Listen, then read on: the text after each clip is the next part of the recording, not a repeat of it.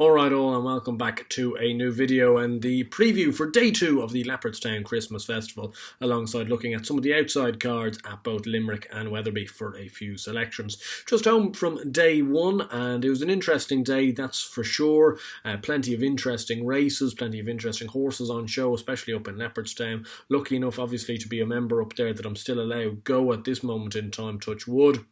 And even though it was a bit strange, it was a bit hollow being up there, it was still obviously very nice to still be there live on Stephen's Day. And hopefully over the next couple of days we can have a couple more winners. We had a good day today, with Grange Walk being the big, I suppose, revelation of the day. 18-1 SB winner for us, alongside Bob Hope or No Hope, who was well backed. He was 11-2 when I put him up over in Market Raise, and he was a winner. And we had two 25-1 places. Belgo Prince got beaten a nose in the handicap hurdle, which was really disappointing, and also Joyeux Machan for the Nolan team, 25-1 in the bumper. He ran a storming race behind the very impressive Facile Vega.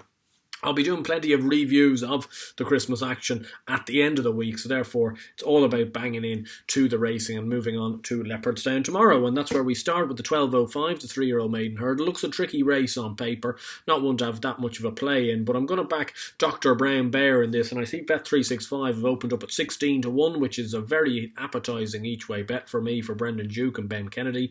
Brendan Duke won this race a couple of years back with Lagan Gaelga for Sean Flanagan on that occasion, and this horse has got some decent enough juvenile form. He was third behind Ben Siegel. He holds pretty close form lines with both Prairie Dancer and Gentleman Joe, who are around a quarter of the price. So I think at 16-1, Dr. Brown Bear surely should run a good race.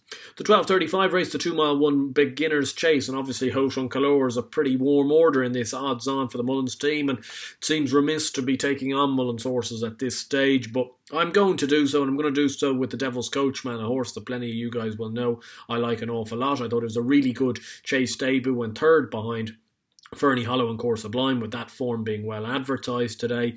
And it was an odd run. He was a little bit outpaced. He ended up coming home with a wet sail, and I think the furlong further and also going back left-handed will suit this horse. He's 5-2. He'd be one of my best bets of the day.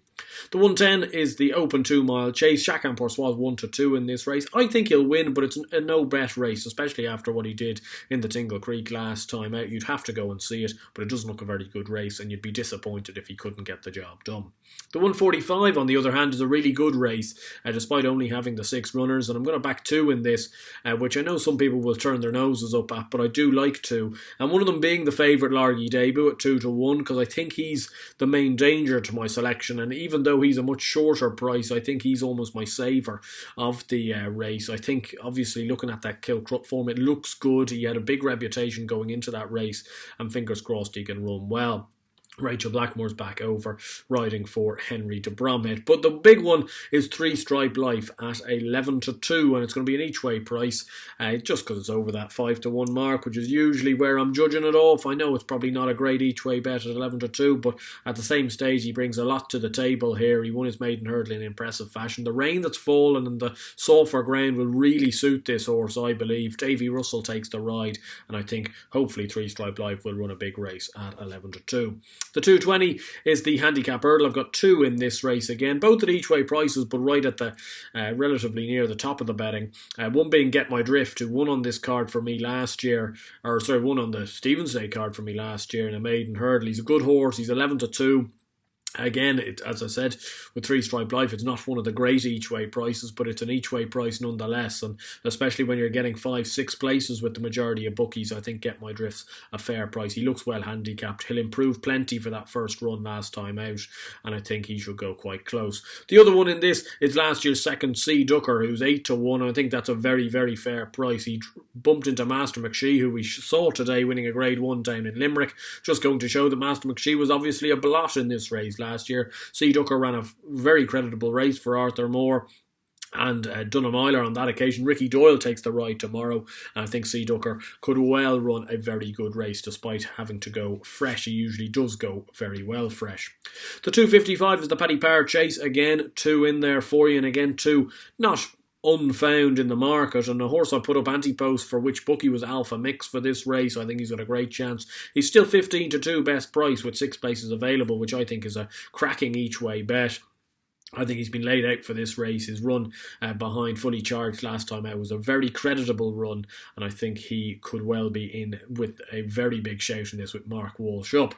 The other one is the enigma that is Noble Yeats, who's a really, really good horse. I don't know what they've been doing with him the last 2 times down in Cork, back at 2 miles. It doesn't seem to suit 2 miles. He looks like an out-and-out 3-miler. He's a stayer, and maybe it was a plan to get him into this race. He's 9-1 tomorrow. I'm going to take that chance that he might be the plunge horse in this. I think these 2 horses are both very well handicapped, and if things fall their way, could well run big races because they could be well ahead of their mark. So Alfa Mix and Noble Yeats in the Paddy Power. And the 3:30, the bumper. No surprises here, but I'm going to be siding with the form and the Gordon Elliott horse in this. Santonito at 11-8. He was well regarded going into his Fairy House bumper run when he just meeting a good Mullins horse. He meets potentially another good Mullins horse tomorrow, but I think he's got, with that experience under his belt, a more staying trip and staying test will suit him at 11-8. I think he'll take a lot of beating. Going down a Limerick of 3 for you down there. Starting off in the 12.55, the Rated Novices Chase. The pre-sleep for Arthur Moore and Dunamiler. I think he's got a great chance in this at 4-1 Dunamiler. Interestingly, goes down to ride this horse instead of riding Sea Ducor in the handicap hurdle. Both have big chances for the same trainer. This horse ran a lovely race in 6th in a beginner's chase behind Fernie Hollow, and hopefully we'll see that form advertised by the Thedevilscoachman 20 minutes prior as well. He's 4-1 best price. I think that's a fair price. The 3.15 is a handicap hurdle. We have to wait a fair bit to get to the 3.15, but Captain Conby looks to be potentially a horse that could be ahead of his mark, and 13-2 is not a bad each way price to think about when you're thinking about this horse. He ran 2 pretty eye-catching races in bumpers last year where he was second on his debut and travelled into his second bumper like an absolute good thing before fading out of it completely. He won on maiden hurdle debut at a massive price of 66-1 and has to be thrust straight into handicap company as a result, but he could well be a little bit better than this mark, and 13-2 is a good each way price. The 3.50, the bumper on the card. A horse I like a lot is Musta, Lovea, and I remember putting him up at this time last year for a Leopardstown bumper at a big price. Didn't run any race that day, but he was right back to what I thought he might run, like at Downpatrick. We're just getting chinned in second. He was sent for home soon enough by Johnny Barry and ended up just getting caught up that remorseless hill. Heavy ground's a bit of not an issue, but it's something that he's going to have to overcome, but he looks to be a decent enough horse, and at 7-2 I'm going to take that chance.